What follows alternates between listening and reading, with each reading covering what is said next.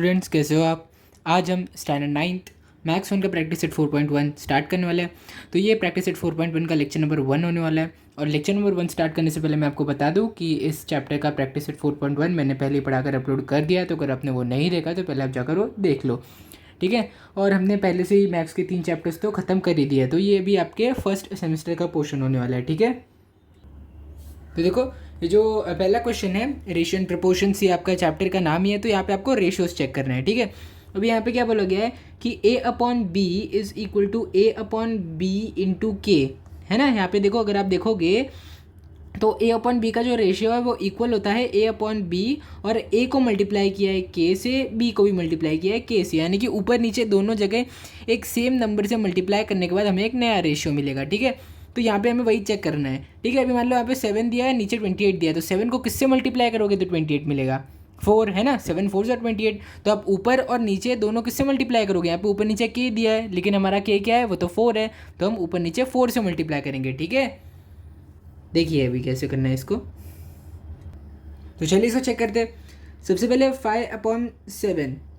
अब देखो, अब जब आप 5 को 4 से मल्टीप्लाई करोगे और 7 को भी नीचे आप 4 से मल्टीप्लाई करोगे तो आपको आंसर क्या मिलेगा, 5 4 ज़ा 20 और 7 4 ज़ा 28, तो ऊपर आ जाएगा आपका 20, ठीक है। चलिए अब दूसरा देखते हैं। अब दूसरे में क्या दिया आपको, 5/7 तो दिया ही है यहाँ पे आपको, ये फर्स्ट था, ये भी आपका सेकंड रेशियो है, ठीक है। 5/7। अब देखो 5 को किससे मल्टीप्लाई करोगे कि 35 मिले, 5 7 ज़ा 35 है ना, आपको 5 का टेबल तो पता है, तो 5 7 ज़ा 35 अपॉन नीचे भी आ जाएगा 7 इंटू 7, ऊपर नीचे सेम नंबर से मल्टीप्लाई करना है ना। 5 7 ज़ा 35 और 7 7 ज़ा 49, तो यहाँ पे नीचे आपको क्या आंसर आ जाएगा, 49, ठीक है।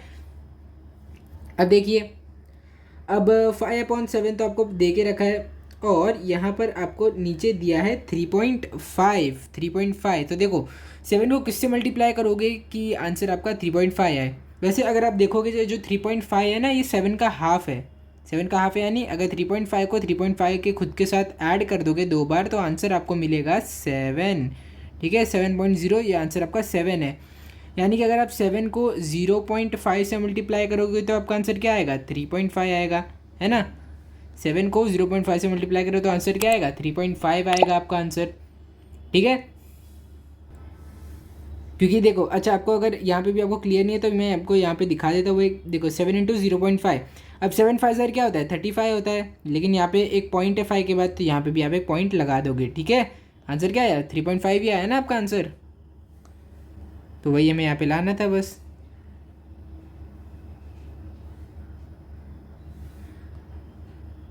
चलिए अभी आगे देखते हैं, आगे आपको क्या दिया है। देखो 5 इंटू 0.5 अपॉन 7 इंटू 0.5, ये क्या हो जाएगा आपका 2.5 अपॉन 3.5, ठीक है। 5 इंटू 0.5, अच्छा 5 5 ज़र क्या होता है, 25 होता है, लेकिन यहाँ पे एक पॉइंट है तो 25 में आप बीच में एक पॉइंट डाल दोगे, है ना। 2.5 अपॉन 3.5, तो ये आ गया आपका 2.5, ठीक है। चलिए अभी आगे देखते हैं। ये रहा आपका नेक्स्ट क्वेश्चन। अब नेक्स्ट क्वेश्चन में आपको सबसे पहले क्या दिया, आपको दिया है 9/14। तो देखो अब 9 को किससे मल्टीप्लाई करोगे कि आपको 14 मिले। अगर आप ध्यान से देखोगे तो 4.5 भी आपका 9 का हाफ ही है ना। 9 का जब हाफ करोगे तो 4.5 मिलेगा। 4.5 को जब खुद के साथ ही ऐड करोगे तो क्या मिलेगा, 9 मिलेगा। यानी कि यहाँ पे भी जब 9 को 0.5 से मल्टीप्लाई करेंगे तो हमें मिलेगा 4.5, ठीक है। अब नीचे क्या था, 14 इंटू 0.5, तो जब आप 14 इंटू 0.5 करोगे आपको आंसर मिलेगा 7, ठीक है। तो यहाँ पे आ गया आपका आंसर 7। चलिए अब सेकंड क्वेश्चन में देखते हैं। अब सेकंड क्वेश्चन में देखोगे तो आपको मिलेगा 9/14 इज इक्वल टू, अब देखो 14 और 42, अब 14 को किससे मल्टीप्लाई करोगे कि आंसर आपको 42 मिले। आपने गेस कर लिया होगा, 14 3 ज़र क्या होता है, अगर आपको 14 का टेबल पता है तो आपको पता होगा ना, 14 3 ज़र 42। तो अब ऊपर भी 3 से मल्टीप्लाई करोगे, नीचे भी 3 से मल्टीप्लाई करोगे, अब आपका आंसर नीचे क्या आया था, 42 आया था, और ऊपर क्या आएगा, 3 9 ज़ा 27, मेरा आपका आंसर, ठीक है। ये हो गया। अब देखिए क्वेश्चन नंबर 3 करते हैं आपका।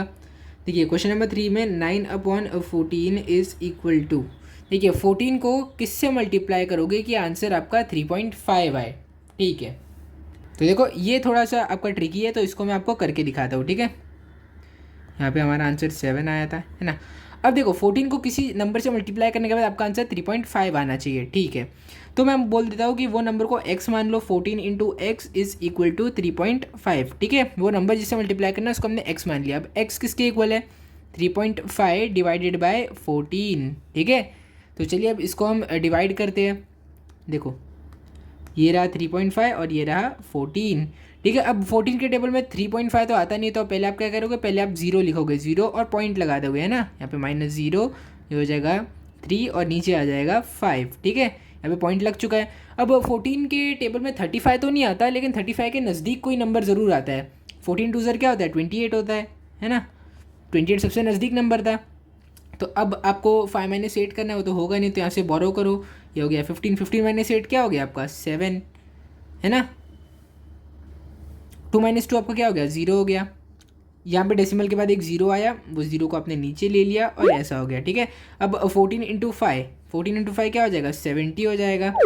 यह आंसर आ जाएगा यहाँ पे आपका 0, यानी कि क्या है आंसर आपका, डिवीजन करने के बाद आपका आंसर आया 0.5, यानी x किसके इक्वल है, x इक्वल है 0.25 के। तो यहाँ पे आप ऊपर और नीचे कौन से नंबर से मल्टीप्लाई करोगे, आप 0.25 से करोगे।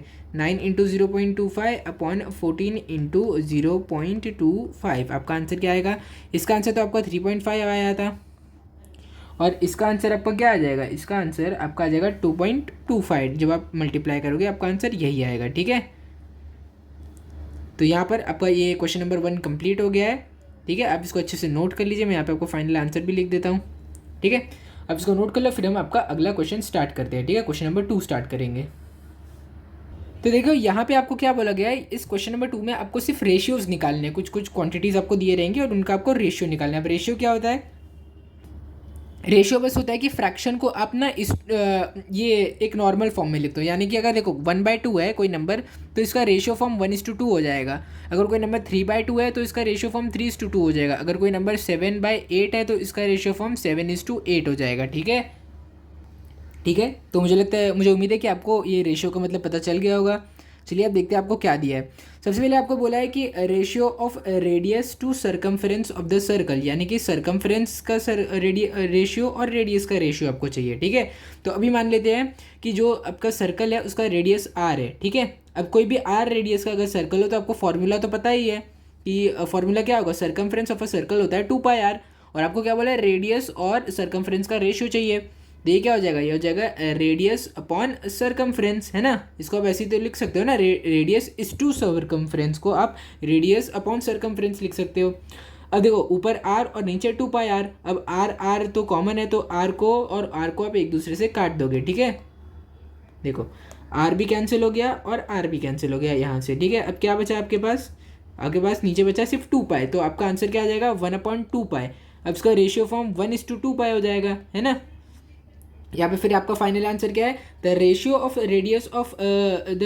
Radius to circumference of a circle is 1/2π। 1/2π को आप कैसे लिख सकते हो, 1:2π भी आप इसको आराम से लिख सकते हो, ठीक है। तो यहाँ पे आपका क्वेश्चन नंबर 1 कंप्लीट हो गया है, ठीक है। आप इसको नोट कर लीजिए। अभी हम आपका क्वेश्चन नंबर 2 करते हैं। तो देखिए क्वेश्चन नंबर 2 में आपको क्या दिया है कि the ratio of circumference of circle with radius R to its area. अभी पिछले क्वेश्चन में आपको क्या बोला था कि रेडियस टू सरकमफ्रेंस का रेशियो चाहिए। अभी आपको बोल रहा है कि सरकमफ्रेंस और एरिया का रेशियो निकालो, ठीक है। चलिए अब देखते हैं उसका आंसर क्या होगा। तो सबसे पहले हमने एक सर्कल अज्यूम कर लिया और वो सर्कल का रेडियस क्या है, आर है, ठीक है। अब देखो अगर आपको अच्छे से अगर विजुअलाइज नहीं हो रहा होगा तो ये देखो, ये एक सर्कल है और ये सर्कल का रेडियस आर है, ठीक है। ये सर्कल हमने यहाँ पे अज्यूम किया है। अब देखो हमें क्या बोला गया था कि रेडियस आर है, तो इसीलिए सर्कल का एरिया तो आपको पता ही है ना क्या होता है, πr² होता है। तो यहाँ पे आपने लिख दिया πr²। अब सरकमफ्रेंस का तो आपको पता ही है, हमने पिछले क्वेश्चन में किया था 2πr। अब आपको रेशियो किसका निकालना है, सरकमफ्रेंस का और एरिया का आपको रेशियो निकालना है, ठीक है। उल्टा मत कर देना, जैसा क्वेश्चन में पूछा है वैसा ही आपको निकालना है। अगर क्वेश्चन में एरिया और सरकमफ्रेंस बोला था तो आप पहले एरिया और नीचे सरकमफ्रेंस लिखते हैं, लेकिन आपके क्वेश्चन में क्या बोला गया है कि सरकमफ्रेंस इज टू एरिया का रेशियो चाहिए आपको, तो आप सरकमफ्रेंस ऊपर एरिया नीचे, ठीक है। अब सरकमफ्रेंस हो जाएगा आपका 2πr, एरिया हो जाएगा आपका πr²। अब देखते हैं कौन सी चीज़ें यहाँ पे कट रही है। देखो पाई कट रहा है यहाँ पे ऊपर नीचे, यहाँ पे एक आर कट रहा है और r² का स्क्वायर कट जाएगा। अब वो कैसे कटेगा मैं आपको बताता हूँ। देखो आर अपॉन आर स्क्वायर, ये वैल्यू को आप ऐसे लिख सकते हो ना, 1 upon R into R, R into R क्या होता है, आर स्क्वायर होता है। अब देखो ऊपर भी आर नीचे भी आर, तो आंसर क्या आ गया आपका 1 अपॉन आर, ठीक है। तो इसीलिए जैसे ही ये कटा तो इसकी स्क्वायर वाली साइन हट गई, नीचे सिर्फ आर बचेगा, ठीक है, और ऊपर तो 2 बचेगा आपका, तो ये रेशियो आ गया आपका 2:r का। तो अब आप क्या फाइनल आंसर लिखोगे, therefore the ratio of circumference to area of circle is 2:r, ठीक है। यहाँ पे आपका क्वेश्चन नंबर 2 कंप्लीट हो गया है। अब इसको नोट कर लीजिए, फिर हम आपका क्वेश्चन नंबर 3 देखते हैं उसमें क्या है, ठीक है। तो चलिए अभी इसका क्वेश्चन नंबर 3 देखते हैं। क्वेश्चन नंबर 3 में आपको क्या निकालना है, the ratio of diagonal of a square to its side if the length of side is 7 centimetres, ठीक है। तो आपको एक स्क्वायर दिया गया है और उस स्क्वायर की साइड का लेंथ है 7 सेंटीमीटर और अभी आपको डायगोनल और उसके साइड का रेशियो निकालना है, ठीक है। तो चलिए यहाँ पे मैंने क्वेश्चन नंबर 3 भी आपके लिए लिख के रखा है। अगर आपको क्लियर नहीं होगा क्वेश्चन नंबर 3 तो मैं आपके लिए यहाँ पे एक फिगर बना देता हूँ, ठीक है, जिससे आपको अच्छे से क्लियर हो जाएगा कि आप यहाँ पे क्वेश्चन में किसकी बात की गई है। तो यहाँ पे आपको एक स्क्वायर दिया गया है, वो स्क्वायर की आपको साइड की लेंथ दी गई है 7 सेंटीमीटर और इनमें से कोई एक डायगोनल आपको यहाँ पे चूज़ करना है और इस डायगोनल का आपको साइड का लेंथ निकालना है और रेशियो निकालना है, ठीक है, साइड के बीच में। तो चलिए इसको सॉल्व करते हैं। तो देखो सबसे पहले आपको क्या करना है, आपको length of side of square आपको दी गई है 7 सेंटीमीटर और अभी यहाँ पे आपको एक प्रॉपर्टी यहाँ पे आपको पता होनी चाहिए कि डायगोनल ऑफ अ स्क्वायर की लेंथ हम कैसे निकालते हैं। Diagonal of a square is equal to √2 multiplied by side length, ठीक है। कोई भी अगर आपको डायगोनल चाहिए, कोई भी स्क्वायर का डायगोनल चाहिए तो आप क्या करोगे, सिंपली साइड की लेंथ लोगे और उसको √2 से मल्टीप्लाई कर दोगे, ठीक है। तो अब साइड की लेंथ क्या दी गई है आपको 7 सेंटीमीटर, तो आप क्या करोगे, √2 into 7 is equal to 7√2 centimetre. अब √2 आगे लिखो या पीछे लिखो एक ही बात है, लेकिन ज़्यादातर हम पीछे ही लिखते हैं तो यहाँ पे भी आप पीछे ही लिखोगे, ठीक है, 7√2 सेंटीमीटर। अब देखो अब आपको रेशियो निकालना था, किसका रेशियो निकालना था, diagonal of square to its side, ठीक है। अब डायगोनल ऊपर लिखोगे इसीलिए और साइड नीचे लिखोगे क्योंकि पहले डायगोनल आया फिर साइड आया, ठीक है।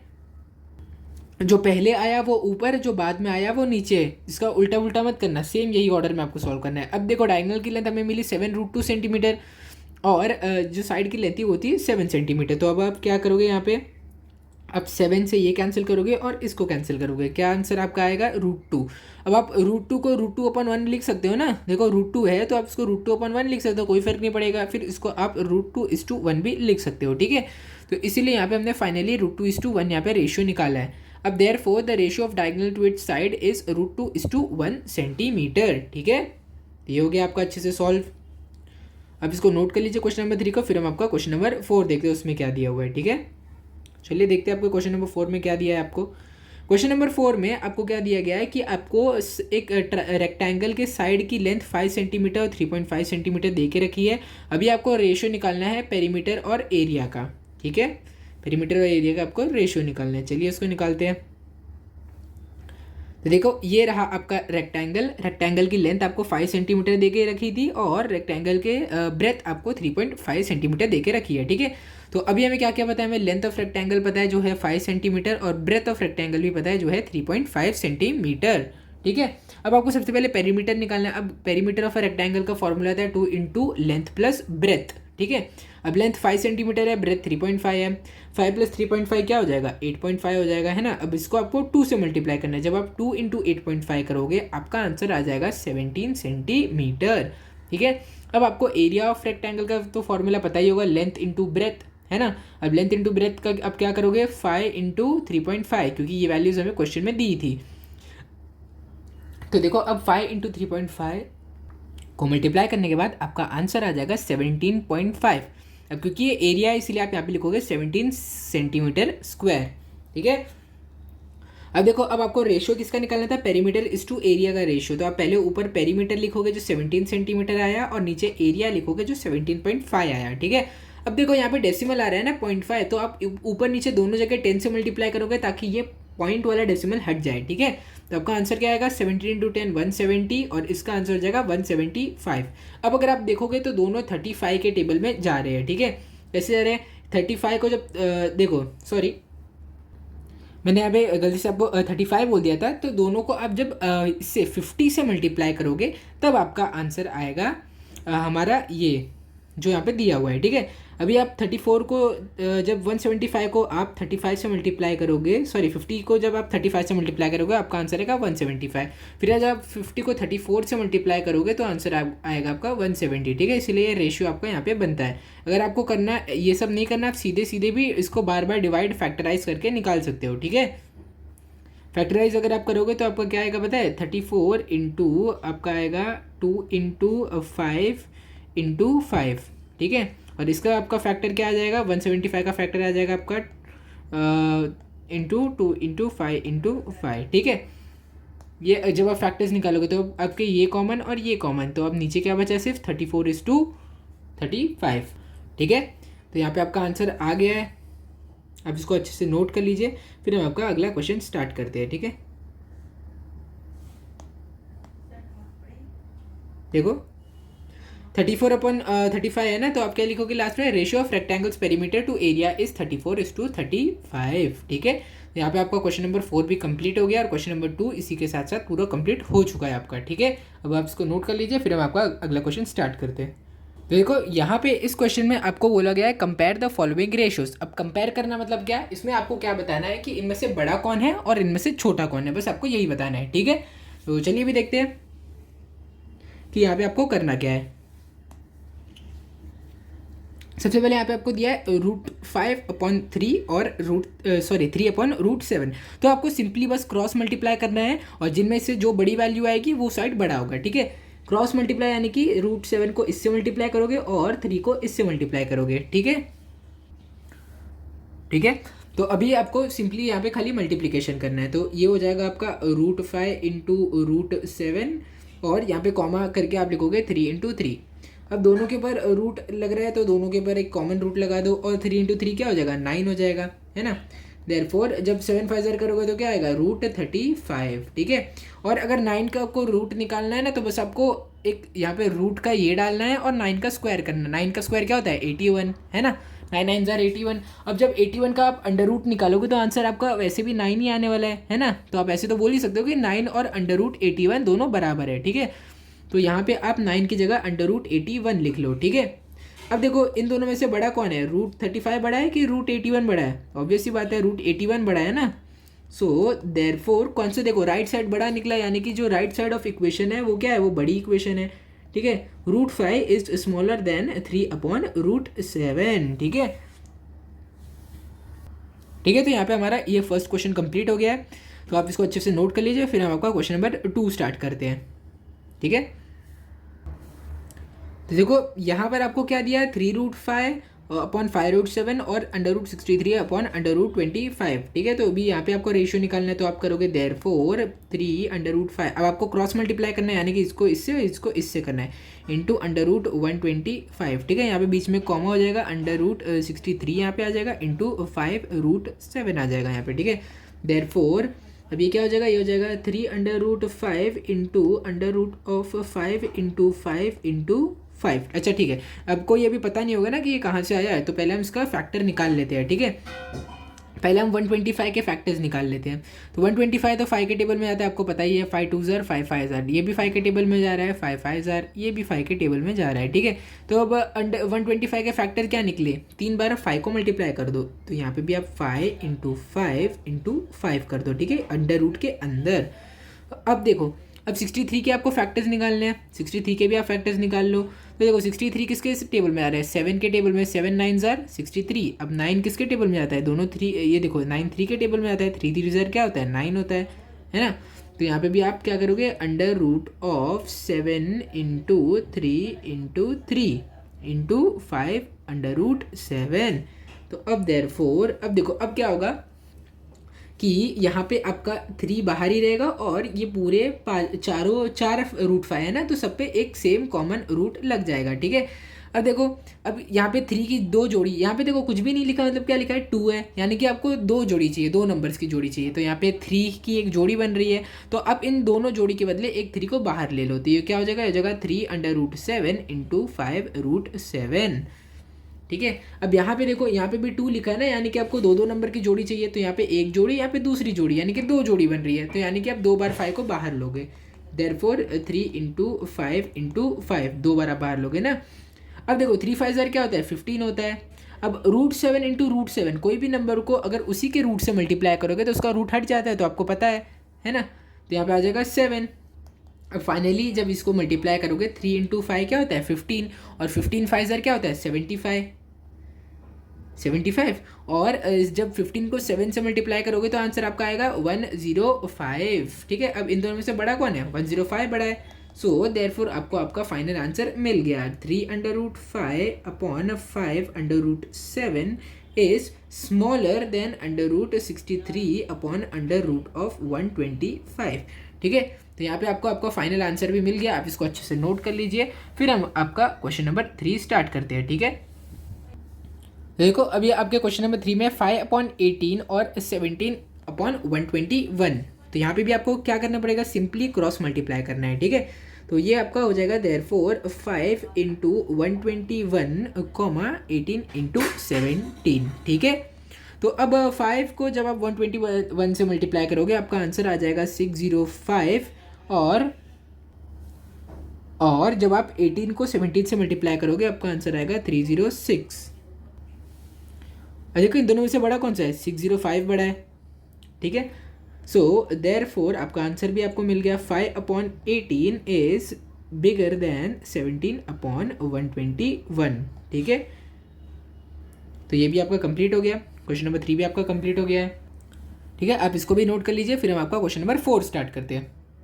तो देखो इस क्वेश्चन में आपको थोड़ी सी कैलकुलेशन करनी पड़ेगी। ठीक है, अब वो कैसे करना है, देखो आपका तरीका तो सेम है, आपको खाली यहाँ पे क्रॉस मल्टीप्लाई करना है, लेकिन यहाँ पे आपको थोड़ी बड़ी यहाँ पे आपको वो मल्टीप्लिकेशन करनी पड़ेगी। ठीक है, ये क्या हो जाएगा आपका √80 इंटू √27 हो जाएगा, और ये क्या हो जाएगा, ये हो जाएगा √48 इंटू √45 हो जाएगा। ठीक है, तो ये क्या जगह देयरफॉर देखो दोनों पे रूट है ना, तो दोनों पे एक कॉमन रूट डाल दो, सिंपल। यहाँ पे भी आप क्या करोगे 48 इंटू 45, यहाँ पे एक कॉमन रूट डाल दो बस इनके ऊपर। ठीक है, अब क्या हो जाएगा देयरफॉर जब आप 80 को 27 से मल्टीप्लाई करोगे आपका आंसर आएगा 2160। ठीक है, जब आप 48 इंटू 45 करोगे तो आपका आंसर क्या आएगा, आपका आंसर फिर से आ जाएगा 2160। तो अब यहाँ से आपको क्या पता चल रहा है कि दोनों की रूट की वैल्यू बराबर है। देयरफॉर आप यहाँ पे लिखोगे √2160 इज इक्वल टू √2160। फिर आप क्या करोगे, देयरफॉर जो आपका रेशियो है √80/48। तो देखो हमारा रेशियो जो था √80/48 इज इक्वल टू √45/27। तो ये आ गया आपका फाइनल आंसर। अब यहाँ पे आपका दोनों रेशियो इक्वल थे। ठीक है, तो अभी आप क्वेश्चन नंबर 4 को भी नोट कर लीजिए। फिर हम आपका क्वेश्चन नंबर 5 स्टार्ट करते हैं। ठीक है, तो देखिए आपके क्वेश्चन नंबर 5 में आपको क्या दिया है 9.2/5.1 और 3.4/7.1। ठीक है, तो चलिए यहाँ पे भी हम हमारी सेम ट्रिक फॉलो करेंगे। तो देखो मैं आपको बोल रहा हूँ ये ट्रिक आपको अच्छे से याद रखनी है, आपको आगे स्टैंडर्ड में भी ये ट्रिक बहुत काम आने वाली है। ठीक है, कि आपको 2 रेशियो दिए रहेंगे और आपको बस ये पता करना है कि कौन सा रेशियो बड़ा है कौन सा रेशियो छोटा है। ठीक है, तो चलिए इसको सॉल्व करते हैं। अभी क्या दिया आपको 9.2 और यहाँ पे दिया 7.1 है ना। सो सिंपली आप क्या करोगे, आप क्रॉस मल्टीप्लाई करोगे, है ना। 9.2 इंटू 7.1 करोगे, कॉमा 3.4 इंटू 5.1 करोगे, है ना। अब देखो जब आप यहाँ पे आपको क्या करना है, सिंपली आपको 92 इंटू 71 करना है। ठीक है, और यहाँ पे आपको 2 डेसिमल है, तो आप 2 डेसिमल आगे 2 पॉइंट आगे एक डेसिमल लगा दोगे। ठीक है, तो इसका आंसर आपका क्या आएगा, जब आप 92 इंटू 71 करोगे तो आपका आंसर आएगा, इसका आंसर आएगा आपका 6532। ठीक है, अब देखिए 2 डेसिमल आगे पॉइंट है, तो यहाँ पे भी मतलब टोटल देखो 1 पॉइंट और 2 पॉइंट है ना, तो आप 2 जगह के आगे 1 पॉइंट डाल दोगे। ठीक है, 1 2 यहाँ पे आप 1 पॉइंट डाल दो, सिंपल। यहाँ पे क्या आ गया आपका 65.32। अब आप सेम यही 34 इंटू 51 करोगे आप, है ना। सिंपली आप 34 इंटू 51 कर दो, आपका आंसर क्या आ जाएगा, आपका आंसर आ जाएगा 1734। ठीक है, अब यहाँ पे आपको 2 डेसिमल है, इसीलिए आप 2 पॉइंट आगे एक डॉट डाल दोगे, 2 नंबर आगे जाके 1 2। ठीक है, पीछे से यहाँ पे आपको एकदम राइट साइड से शुरू करना है, 1 2, राइट साइड से आपको लेफ्ट साइड जाना है, 1 2, और 2 के आगे एक डॉट लगा दो। तो ये क्या होगा आपका 17.34। अब देखो therefore 65.32 इज ग्रेटर देन 7.34, है ना।